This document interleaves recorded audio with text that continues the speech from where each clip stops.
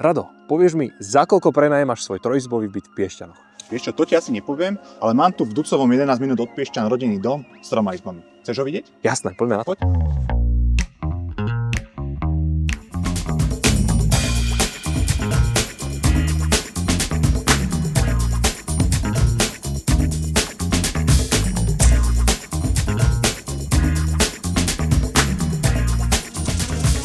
Vedľa domu je priestor na parkovanie a parkovanie viete riešiť aj s hodením plotu a parkovaním rovno pod oknami pred domom. Na pozemku sa nachádza aj studňa a letná kuchyňa.